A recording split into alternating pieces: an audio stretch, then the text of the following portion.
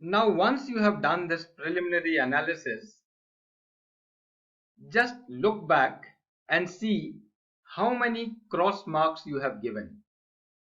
Now, even if you have given one cross mark, even if one of these criteria has got a cross mark, then just discard that stock. It is not worth a long-term investment. Just forget about it. But if there are no cross marks, then you will have to try and find reasons to justify the question marks and try to convert the question marks into tick marks. That means you will have to find reasons that if it is not meeting the criteria, why is it not meeting that criteria? And if you find a justifiable reason for that, just convert that question mark into a tick mark. Alright? Then proceed for further analysis only when all these four criteria have got a tick mark from your side. Once all of them are meeting your requirement, you have given a tick mark to all four of them, then you proceed with your further analysis. And in the course of further analysis, if you find that there is nothing which is seriously objectionable, then you can consider this stock in your buy list. Keep it aside in your buy list. Alright.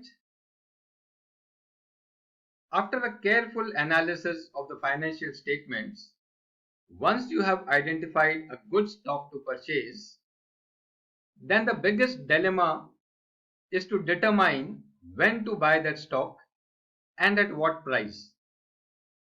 Now there are ways and means and different technical analysis to do that, but there are no guaranteed answers.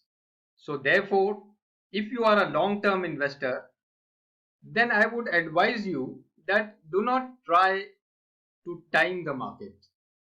If the stock is good, then all times are good to buy that stock. But as a long-term investor, you need to exercise certain caution. So therefore, rather than telling you when to buy the stock, I would prefer to advise you when not to buy a particular stock. Alright? So if you are a long-term investor, then you have to see that if in the past 3 months, if the stock price has gone up based on the sales figure or the top line estimates, then don't buy it just before the results. Because we have discussed, sometimes the stock price will rise unwarrantedly just because the sales figures have risen. And when the results are declared, you may find that the bottom line is not matching the top line and the stock will suddenly fall.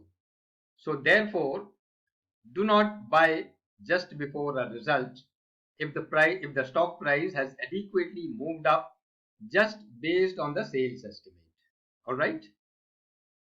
Then immediately on declaration of the result, if you find that your pre-result analysis says that the stock is good and the result is also good, and based on the result the stock shoots up by more than 10%. If this happens, then just hold on. Do not buy that stock immediately. Let it come back to the pre-result price. Because in such scenario, when your analysis is also good, the result is also good, the whole world will be knowing that. And primarily due to the F&O action or because of the traders buying in anticipation and selling it on results, the time may not be correct for you to invest. So hold on for some time, let the stock correct, let it come back to its pre-result price, and then you buy it. Alright? Then do not buy when the stock market is at the peak and your selected stock is also at its peak.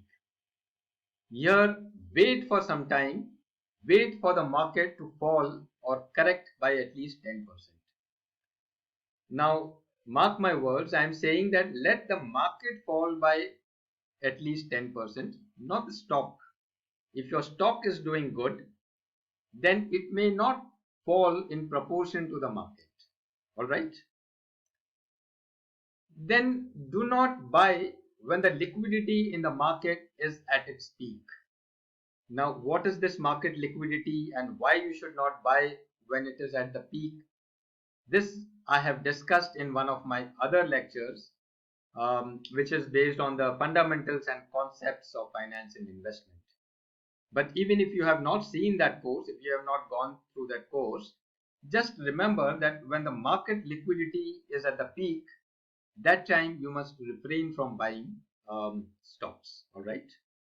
And last but not the least, if your analysis says that the stock is good, and several experts are also saying the same thing on the TV channels, and the stock price has gone up based on the recommendations of the experts on the TV channels, then you may not like to buy at that time.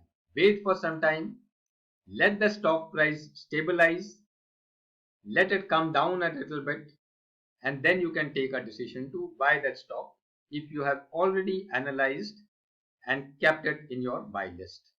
All right. So thank you very much. Here we come to an end of this course, and I'm sure you would have liked it.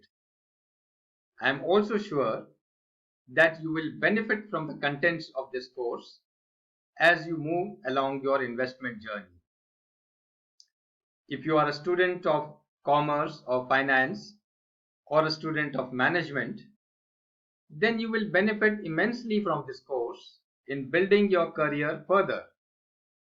But even if you are not from commerce or finance background, if you are a student of say science or technology, or maybe if you are a doctor, or maybe from the field of humanities, and still if you are interested in investment, then you will derive a lot of benefit from this course.